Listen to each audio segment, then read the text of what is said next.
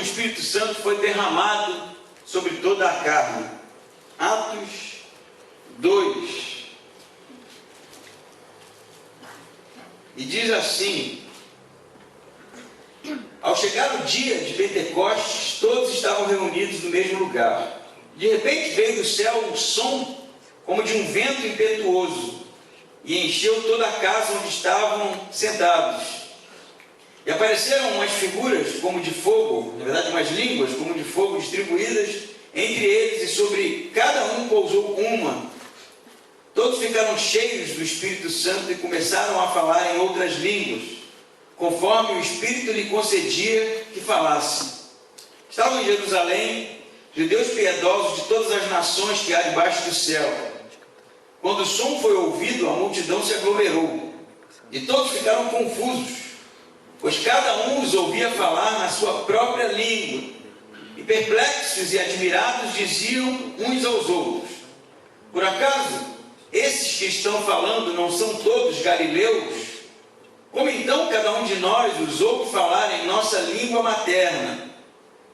Partos, medos, elamitas, habitantes da Mesopotâmia, da Judéia e da Capadócia, do Ponto e da Ásia, da Frígia e da Panfilha, do Egito e das regiões da Líbia, próximas a Cirene, e romanos aqui residentes, tanto judeus como convertidos ao judaísmo, cretenses e árabes, todos nós os ouvimos falar das grandezas de Deus em nossa própria língua.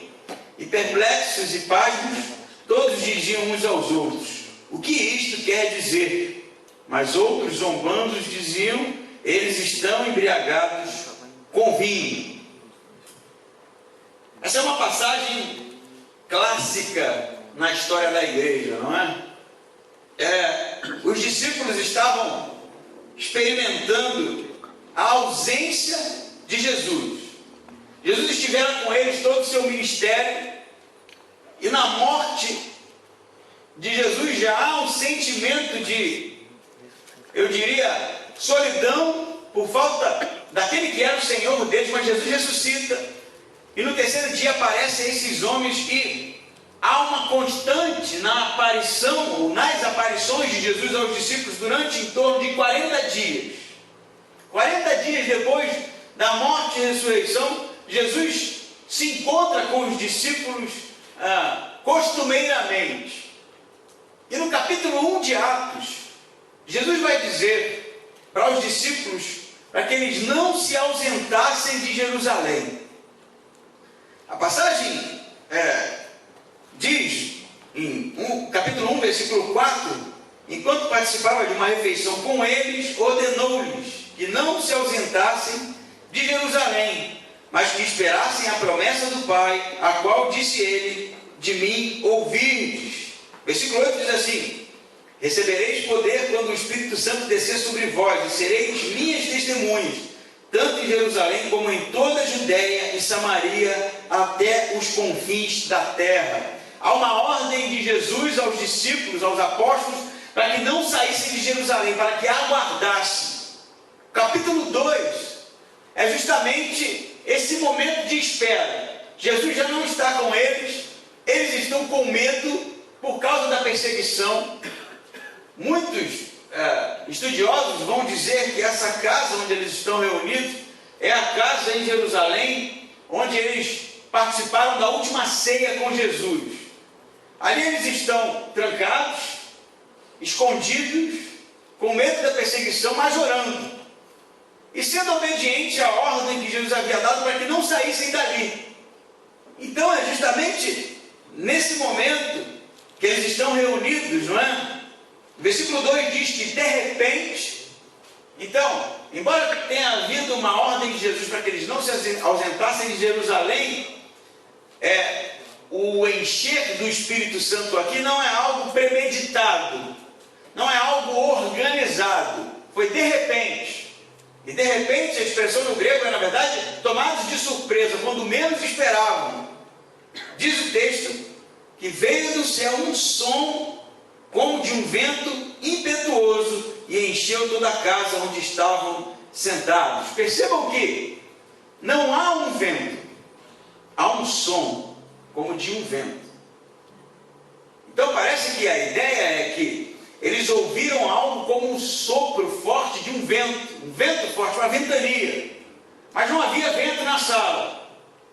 Assim como no versículo 3 aparecem umas línguas como de fogo, que não eram de fogo, eram como de fogo.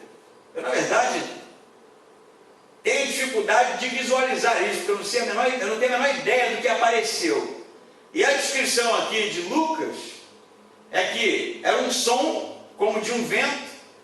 Quando eu morava em Blumenau, o apartamento que a gente morava, ele, quando ventava muito, deixava a gente ouvir, porque as janelas eram bem grandes, um barulho tipo de filme de terror. Sabe como é o barulho do vento? Eu acho que é porque ele corta os fios, né? E aí faz um... Aqui não é nenhuma manifestação espiritual, não.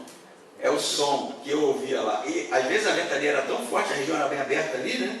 Que assustava aquilo. De noite, a gente ficava, cara, olha que barulho está fazendo, né? Então, eu não sei se foi esse som que eu ouvi lá em Blumenau, mas foi um som como de um vento. E surgiram vindo do céu, né?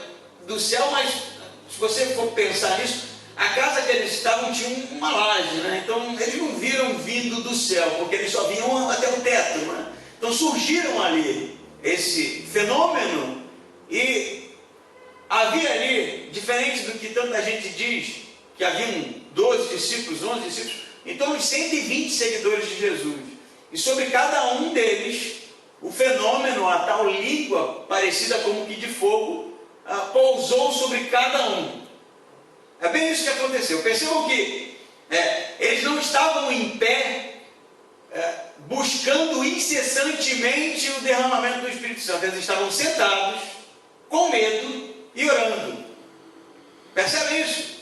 Estavam todos sentados, até que veio sobre eles o fenômeno, né? Diz o versículo 2, de repente veio do céu um som como de um vento impetuoso e encheu toda a casa onde estavam sentados. E as línguas posam sobre eles e de repente, diz o versículo 4, que eles ficam cheios do Espírito Santo e começam a falar em outras línguas, conforme o Espírito lhe concedia que falasse. O primeiro ponto que eu acho que é marcante nessa história é a mudança no estado dos apóstolos. Se antes eles estavam com medo, acuados, escondidos, medo de quem? Medo dos judeus. Eles haviam matado Jesus, mesmo com Jesus ressurreto dentre os mortos, havia ainda ameaça de perseguição.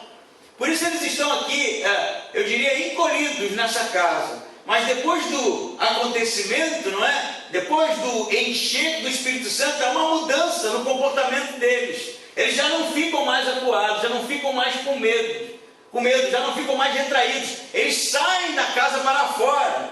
Não é isso que diz?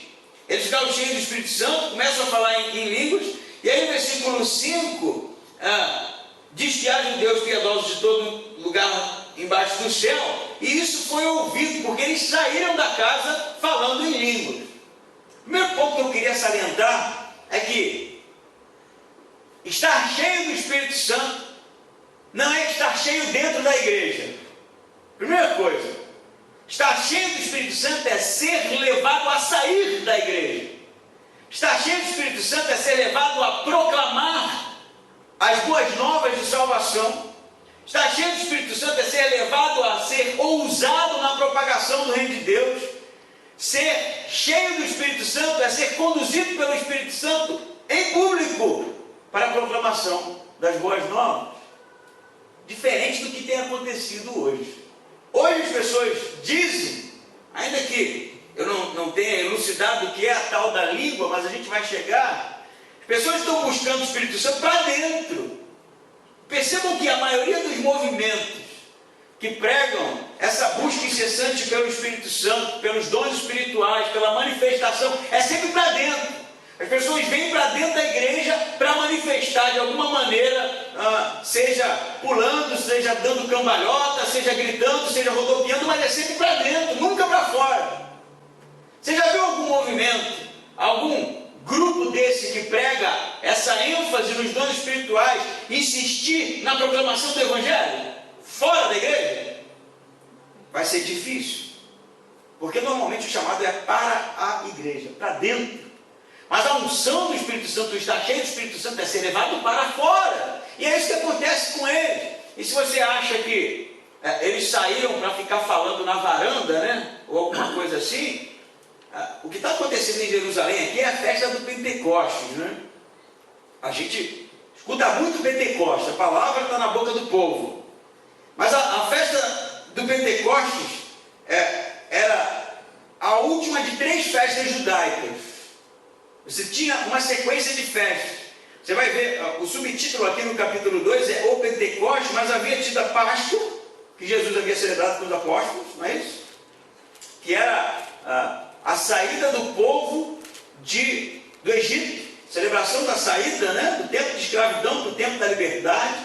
Você tinha a segunda festa, que era a festa das cabanas, e a terceira festa, que era a festa do Pentecostes. A festa do Pentecostes era a festa das primícias, de toda a colheita, de tudo aquilo que havia sido produzido em se tratando de plantação, e a manutenção de Deus sobre o povo. É isso que eles festejavam.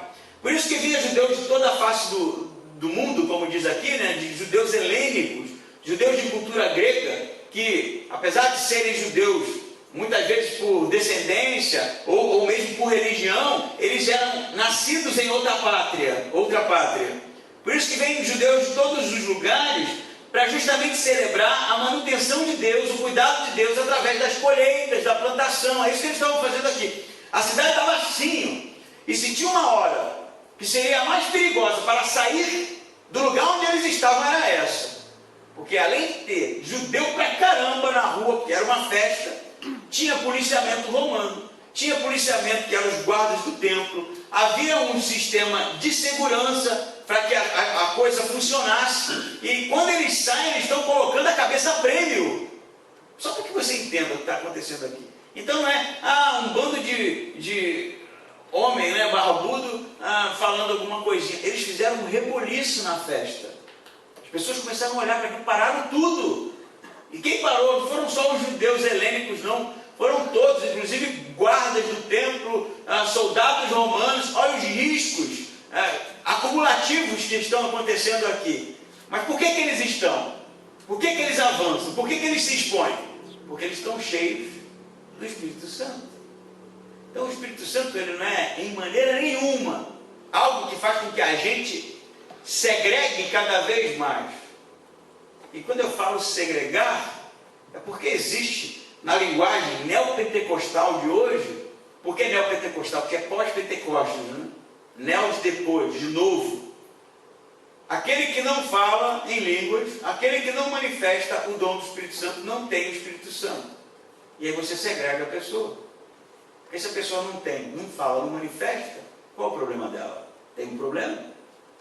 Então, ao invés do Espírito Santo, aqui no texto, ser aquele que leva a avançar, a proclamar, como vai acontecer no discurso de Pedro, a ponto de 3.000 pessoas se converterem. Se ao invés disso há algo contrário a isso, ao invés de avançar, segrega, ou retrai, ao invés de chamar para participar, segrega, há alguma coisa errada, diferente do que aconteceu aqui. Um outro ponto interessante é que, o que eles falaram afinal de contas? O que eles falaram? Se você lê o texto, eu acho que não é preciso ser nenhum teólogo para compreender que são idiomas falados aqui, não é? O texto está dizendo aqui justamente que eles falavam à medida que o Espírito Santo lhes concedia, não é?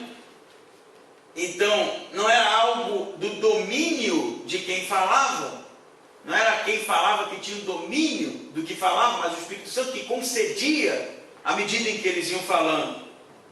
E aí o versículo 5, né, diz que estavam em Jerusalém judeus piedosos de todas as nações que há debaixo do céu, não é isso? De todas as nações, não só judeus de Jerusalém, mas a lista é grande aqui. E quando o som foi ouvido, a língua que eles falaram, quando isso foi ouvido, o barulho que eles fizeram, que eles foram para a rua, eles ficaram confusos, não é isso que diz o versículo 6? Porque cada um ouvia o quê?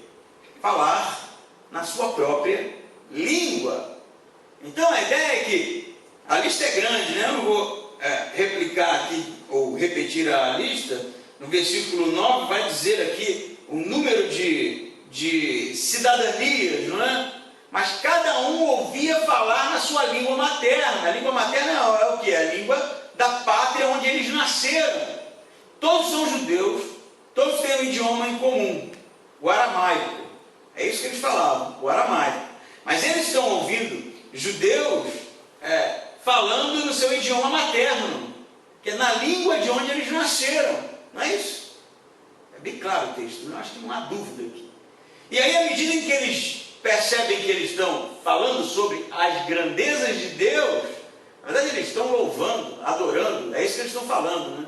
Eles ficam atônitos, sem saber o que de fato estava acontecendo. Interessante que eles falam assim, no versículo 7, e perplexos e admirados diziam uns aos outros, por acaso esses que estão falando não são todos galileus?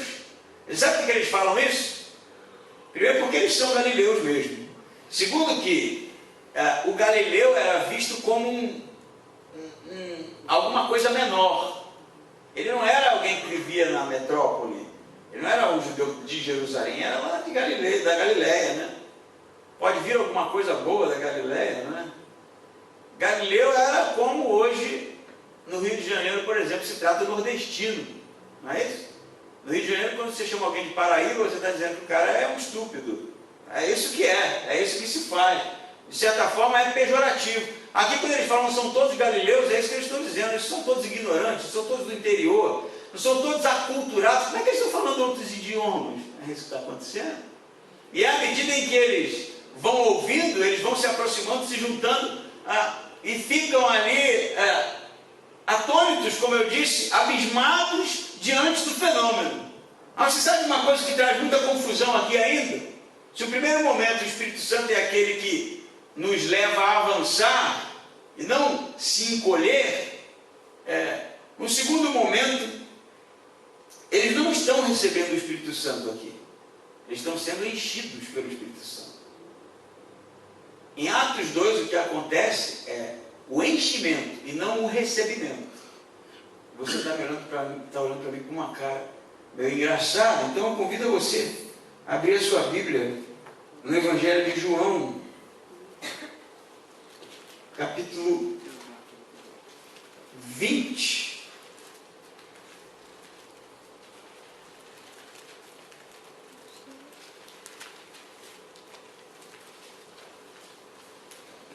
Então, quando Jesus ele aparece aos apóstolos a primeira vez, Tomé não está.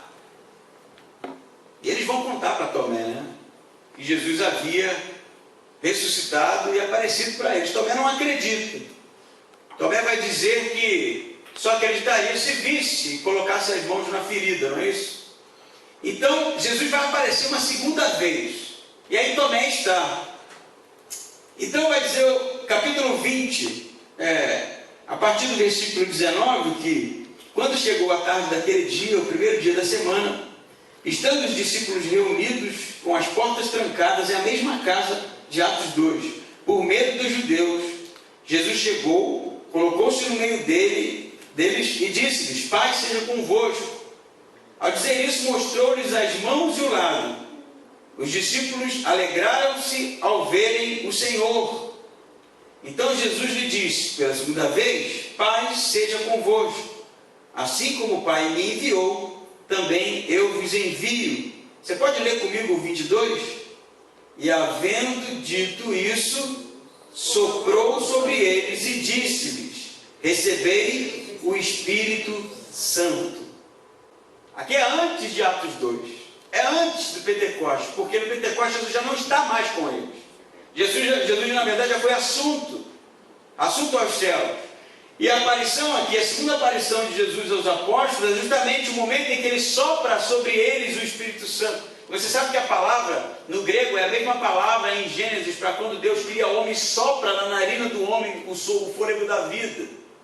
Não que aquilo que o homem perdeu no Éden seja a mesma coisa que ele está aqui readquirindo, mas é fato que houve um desligamento do homem com Deus na queda, e algo está sendo reestabelecido com o recebimento do Espírito Santo. Então o que acontece aqui é que os discípulos já receberam o Espírito Santo soprado aqui inclusive porque espírito em grego é pneuma, de vento, por isso ele sopra o Espírito com o vento que sai da sua boca e enche os discípulos. Na verdade eles recebem o Espírito Santo aqui, mas em Atos 2 vai acontecer o enchimento do Espírito Santo. Perceba que é duas coisas diferentes. Uma coisa é ter o Espírito Santo, e você tem o Espírito Santo quando você recebe Jesus como Salvador da sua vida. Esse é o selo da promessa. É por isso que você é selado. É por isso que você é salvo. Você pode ter o Espírito Santo, mas apagar o Espírito Santo. Você pode ter o Espírito Santo, mas abafar o Espírito Santo. Ele está em você, mas por causa do seu comportamento pecaminoso, você não deixa que ele te encha. Você fica, na verdade, todo o tempo sendo incomodado, mas não deixando que o fruto do Espírito Santo se manifeste na sua vida. Isso é uma coisa. Outra coisa é estar cheio do Espírito Santo, porque só pode estar cheio aquele que tem o Espírito Santo. Quem não tem o Espírito Santo não pode ser cheio. Pode ser cheio do quê? Se ele não tem. Então, no primeiro momento, os discípulos recebem o Espírito Santo de Jesus. No segundo momento, em Atos 2, eles são cheios do Espírito Santo. Percebe a diferença? E a pergunta é: você já se sentiu cheio do Espírito Santo? Sim? Como é estar cheio do Espírito Santo, afinal de contas? É quando a gente canta com a mão para cima? É quando a gente bate palma? Quando a gente rodopia? Quando a gente dá cambalhota? Eu não tenho o menor problema com você rodopiar e dar cambalhota. É problema seu. Mas estar cheio do Espírito Santo não é isso. Estar cheio do Espírito Santo é quando a gente é usado por Deus a ponto de mudar vidas. Entende? Porque a salvação das pessoas foi nos dada como responsabilidade. Quando a gente proclama, quando a gente fala, o Espírito Santo convence. Você sabe de uma coisa agora? Eu acho que você vai ficar mais assustado ainda.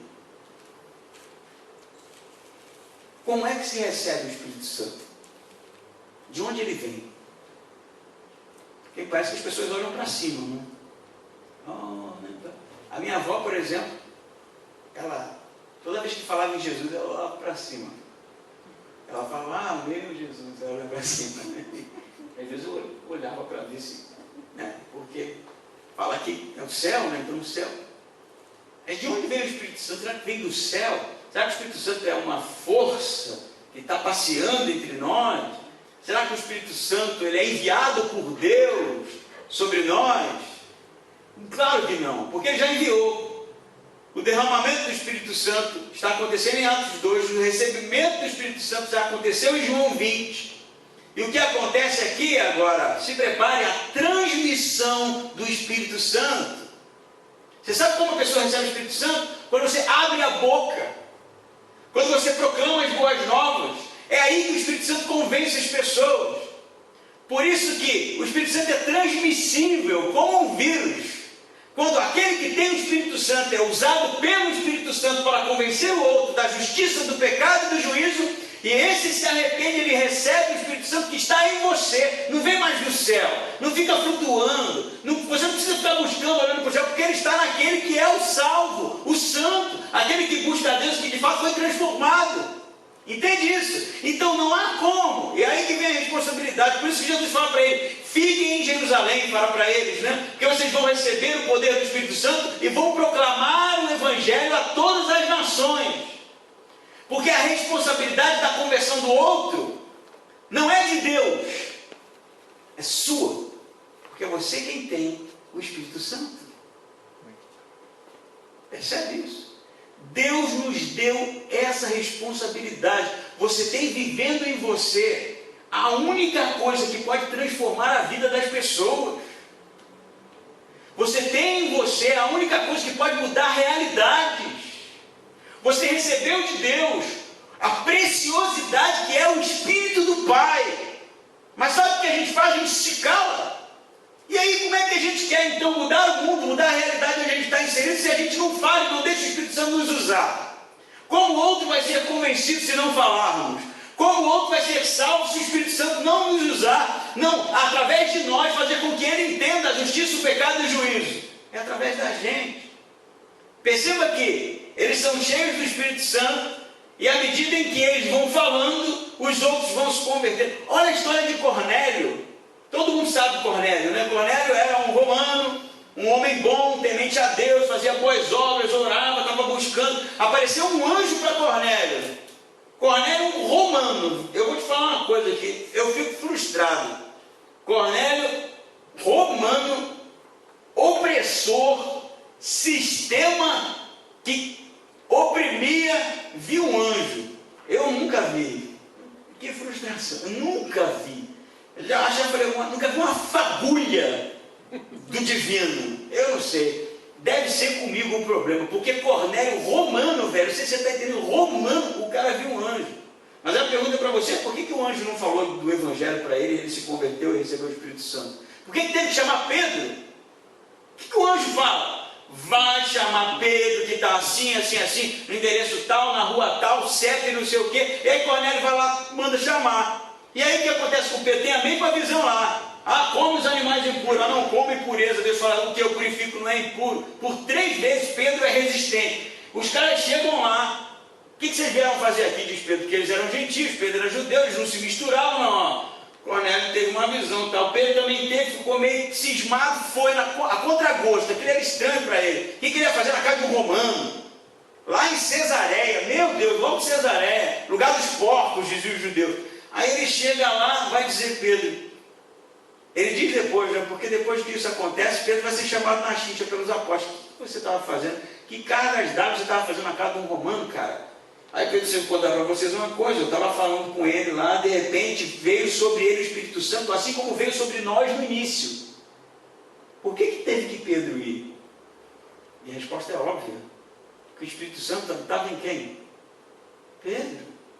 Era Pedro que tinha responsabilidade, não era o anjo. Então não fica orando para anjo mudar a vida dos outros, não. Não fica orando para Deus intervir na vida das pessoas se você não se sente responsável por isso. Porque você tem a ferramenta, Deus nos deu isso. O Espírito Santo não é só aquele que consola, porque consola sim. Não é só aquele que cuida, porque cuida sim. Mas é aquele que nos dá ousadia na proclamação do Evangelho para salvar vidas. O Espírito Santo não é para a gente se juntar aqui, fazer uma orgia espiritual, achando que rolar no chão e dar rodopios de cabeça para baixo é ser cheio de Espírito Santo. Isso é um absurdo. Absurdo. Sem dizer que não existe dom de línguas de anjos. Isso é viagem. É muita droga, meu amigo, para fazer uma exegese dessa. Língua de anjos. Está maluco?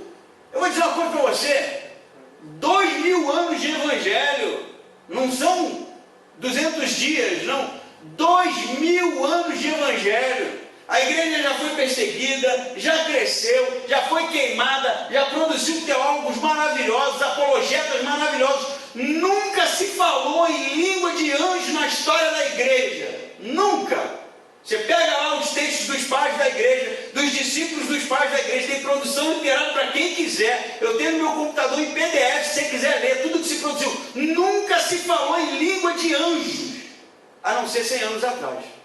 Nos Estados Unidos, numa igreja, que não era uma igreja, era um movimento que surgiu na Rua Azusa, em 1904, 1905, 1906, e aí virou a grande descoberta, não é? Porque 2000 anos de ignorância só pode ser, né? A gente acha que a nossa geração descobriu um novo avivamento, mas aqueles que foram queimados na fogueira não, né? A igreja que foi execrada por Roma, ninguém falou em língua, podia estar em pecado. Aqueles que pagaram o preço derramando o seu sangue para que o evangelho chegasse a nós também não falaram. Mas aí um grupo ali nos Estados Unidos falou, agora é isso que é receber o Espírito Santo, mudou tudo, né? Aí eu repito o que eu falei na escola bíblica, né? Quando Paul Washer disse, se você descobrir uma novidade teológica que nunca foi descoberta, nem dita, nem falada em 2000 anos de igreja, é heresia. Anotou? Não tem novidade mais não, meu amigo. Já foi revelado, está tudo aqui, ó. É só estudar e fazer exegese bonitinha, fazer um negócio direitinho, que você vai ver que já está aqui. Por que idiomas? Por que o dom de língua? Não é para ficar na igreja, é para sair da igreja. Tanto que no ano 70 a igreja em Jerusalém vai ser destruída por Roma. Jesus já havia dito isso. Não ficará pedra sobre pedra. E foi por causa justamente da destruição que o evangelho saiu de lá, na marra, porque eles queriam ficar em Jerusalém. Paulo é que ficava brigando com esses caras. Depois que Jerusalém é destruída, a igreja sai, o evangelho chega hoje na gente. 2000 anos depois de proclamação de homens que deram sangue, deram a vida, usados pelo Espírito Santo, cheios do Espírito Santo, proclamando o Evangelho a ponto de nós sermos convencidos hoje aqui em Timbó, de que Jesus é o nosso Salvador. Amém? Amém. Não tem nada a ver, gente, com essa pirotecnia que tem acontecido aí. Não tem nada a ver, e eu vou te dizer mais. Eles ficam pasmos, né, com o que está acontecendo. Se você dá uma lida depois com calma, acho que o texto é bem claro.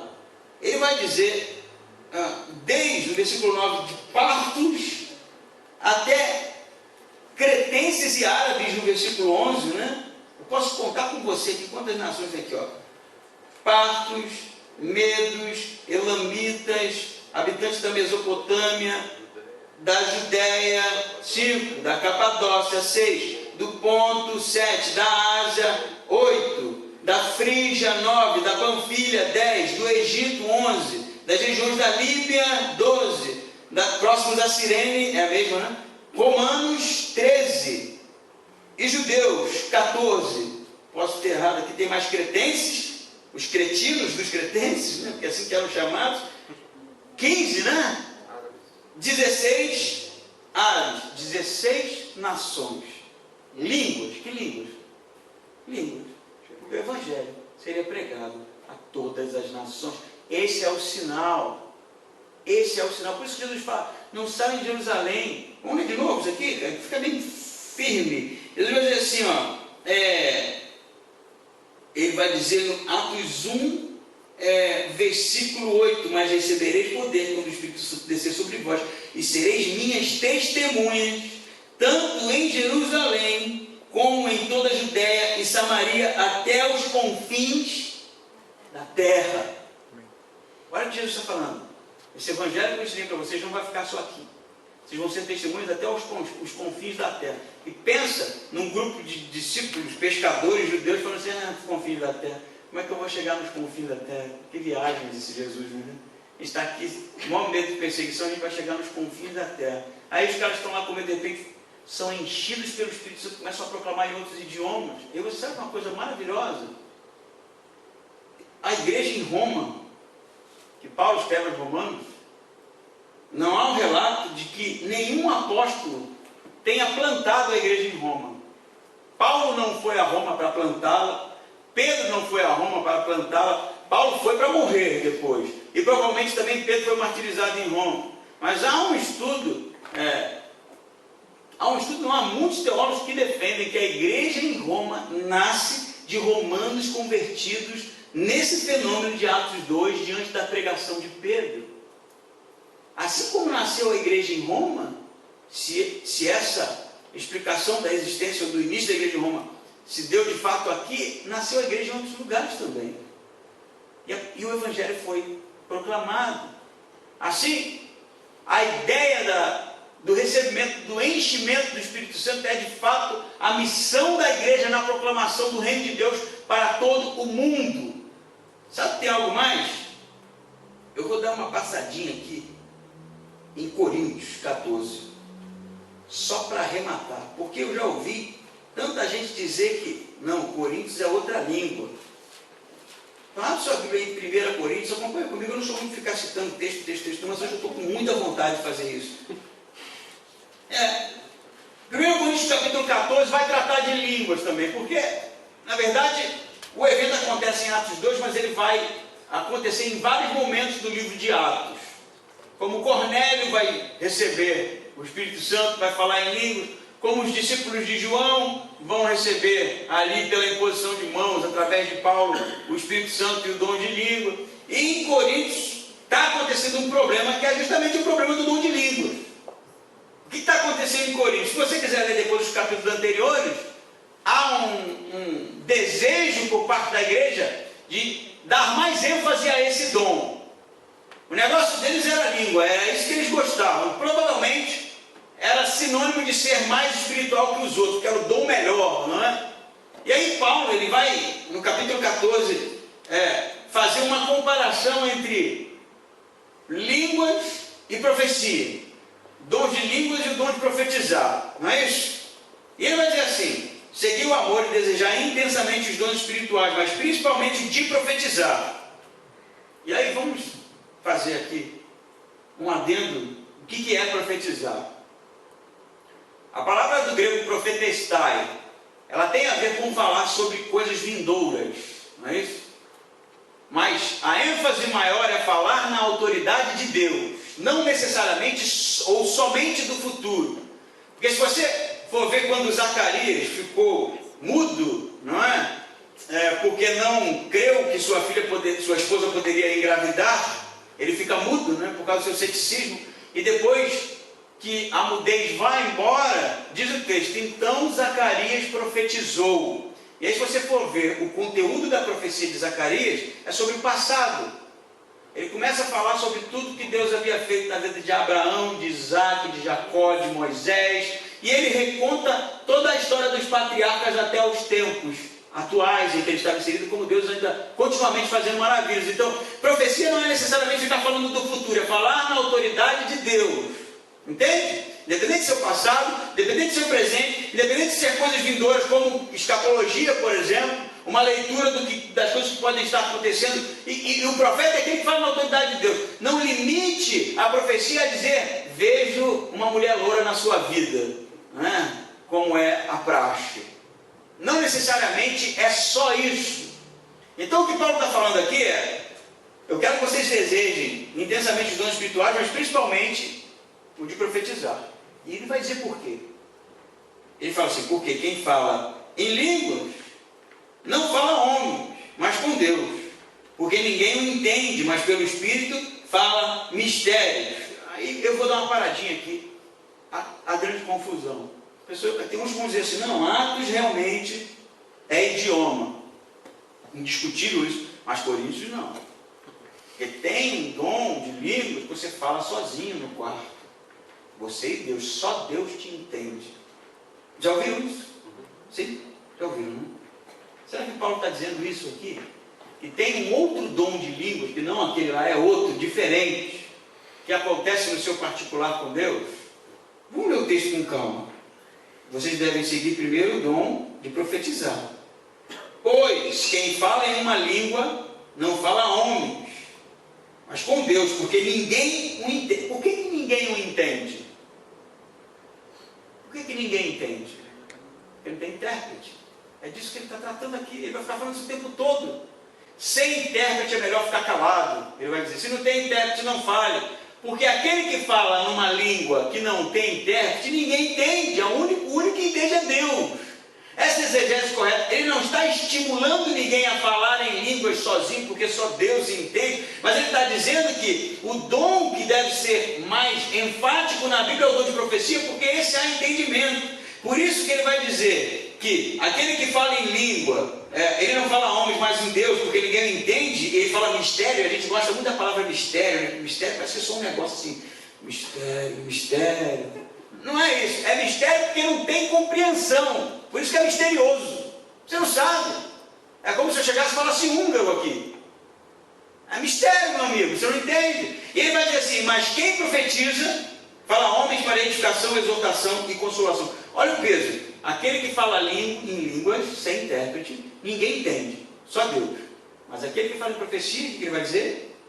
Fala a homens para quê? Repita comigo o tripé aí do dom espiritual: edificação, exortação e consolação. Entende o peso? Ele fala em profecia, que ele está falando coisas que as pessoas compreendem. Ele está falando para exortação, consolação e edificação da igreja. Aquele que está falando em línguas sem intérprete, ninguém o entende. E outra coisa, olha o que ele fala no 3: mas quem profetiza fala para edificação, exortação, consolação. E o 4: o que fala em uma língua edifica. Quem que edifica? Si mesmo. Mas o que profetiza edifica quem? A igreja. O que é edificar a si mesmo? Não, eu já vi isso, já vi pastor falando isso. Não, eu falo em línguas no meu quarto para minha edificação. Isso não existe. Edificação pessoal é um absurdo. Ah, mas então o que Paulo está falando? Paulo está falando que aquele que deveria estar edificando a igreja está buscando edificação para si mesmo. Porque aquele que fala em línguas edifica a si mesmo, mas que fala em profecia está edificando a igreja. Eu vou te falar de bônus aqui. A palavra edificação veio do grego oikodomei, construir sobre algo. Anota isso. Edificar, oikodomei, em Paulo, é sempre construir sobre algo, nunca construir sobre si mesmo. Então, quando Paulo está falando que aquele que fala em língua sem intérprete edifica a si mesmo, ele está dizendo, aquele que fala em língua sem intérprete, ele está oikodomei a si mesmo. E o que ele deveria estar fazendo é oikodomei sobre a igreja. Porque todos os dons servem unicamente para a edificação do corpo, não de si mesmo. Não sejais como crianças no entendimento. Quanto ao mal, sim, contudo seja como criancinhas, mas adulto quanto ao entendimento, porque está escrito na lei, falarei a este povo por intermédio de homens de outras línguas e por meio de lábios de estrangeiros. Eu já estou entendendo isso que Paulo está citando aqui? Ele está tratando do problema de línguas na igreja. Olha o texto que ele está usando. Falarei a este povo, que povo? Os judeus, por intermédio de homens de outras línguas. Olha o texto que ele está usando, estou falando de línguas, idiomas, glosse, por meio de lábios de estrangeiros, mas nem assim me ouvirão, diz o Senhor. Desse modo, anota, as línguas são um sinal não para os crentes, mas para os incrédulos. Como é que a língua é um sinal que não é para crente, assim, para os incrédulos, gente? O que Paulo está falando? É óbvio que a língua é um sinal para os incrédulos, porque quando o cara falava no outro idioma, aquele que era de outra nação e ouvia e não cria, por isso incrédulo, se convertia. Por isso que a língua não é um sinal para os crentes, a língua é um sinal para aqueles que não são crentes, porque Paulo vai dizer, mas para o crente, se pois toda a igreja se reunir no único lugar e todos falarem em línguas e entrarem pessoas instruídas ou incrédulos, por acaso não dirão estão loucos? Mas se todos profetizarem e alguma pessoa incrédula ou não instruída entrar, será por todos convencidas do seu pecado e julgados. É Paulo que está falando, não sou eu não. A língua é um sinal para os incrédulos, porque o julgamento vai vir através de povos de línguas estrangeiras, como Paulo citou em Isaías aqui. E quem são esses povos? Somos nós, povos de línguas estrangeiras usados por Deus, que propagam o evangelho para todas as nações, a todos os idiomas. A pergunta que fica é, mas e aí, José? Acabou? Porque aqui eu nunca vi ninguém falar em língua nessa igreja, né? Acabou isso? Cessou? Existem aqueles que são sensacionistas, que dizem que o dom não existe mais, não acontece mais. Eu não creio nisso. Eu acredito que o dom ele se manifesta ainda assim, mas quando é necessário, porque o Espírito Santo é quem conduz isso. E eu vou lhe contar uma história de um conhecido meu. Eu vou citar o nome porque não é mentira. O pastor Renato trabalhou na Junta de Missões durante alguns anos, hoje está pastoreando no Rio de Janeiro. Ele me contou uma história que teve um trabalho missionário na África. Eu não me lembro em qual povo ele estava, mas era na África. E ele fala que houve um trabalho evangelístico, muita gente se converteu, e no dia do batismo tinha uma mulher, uma negra, estava tão feliz pela conversão da família dela toda, que ela estava daquele jeito africano, eles são bem espontâneos, né? E aí eu me lembro que o Renato olhou, ele ficou até meio assim, tímido de me contar aquilo. Eu acho que o Batista não sabe lidar bem com essas coisas não, mas ele diz, cara, eu entendia tudo. Ela estava falando o idioma dela, e ele entendia tudo. Eu falei, mas como assim você entendia? Eu falei assim, cara, não falava um pingo do idioma, mas eu estava entendendo. Eu falei, o que aconteceu? Eu não dormi naquele dia, ele disse. Eu falei, e aí, cara? Ele falou, cara, no outro dia eu encontrei com a mulher, e aí eu não entendia nada. O que é isso que aconteceu? Senão, a manifestação do Espírito Santo, no entendimento das grandezas de Deus. Não é isso? Meu convite a você é, não acredita em mim não. Estuda. Pega a Bíblia e vai ler. Exaure o assunto, esgote o assunto. Porque eu, particularmente, estou cansado de ver pessoas que se dizem batistas, estudiosos, pessoas que compreendem a palavra e têm trazido para o seio da Igreja Batista doutrinas estranhas, acabado com a denominação nesse estado, em nome do encher a igreja. Está na hora da gente dar um basta nisso, porque nós somos conhecidos por aqueles que estudam, e defendem a doutrina apostólica. Amém? Amém. Então, independente do credo que você professe, fique sempre a favor da Bíblia, sempre a favor da Bíblia, e que seja norma na sua vida as palavras do apóstolo Paulo: se alguém lhe apresentar um outro evangelho que não aquele que eu lhes ensinei, que seja maldito, ainda que seja um anjo dos céus, maldito. Amém? Vamos orar? Senhor Deus e Pai, te agradecemos pelas tuas palavras, Pai,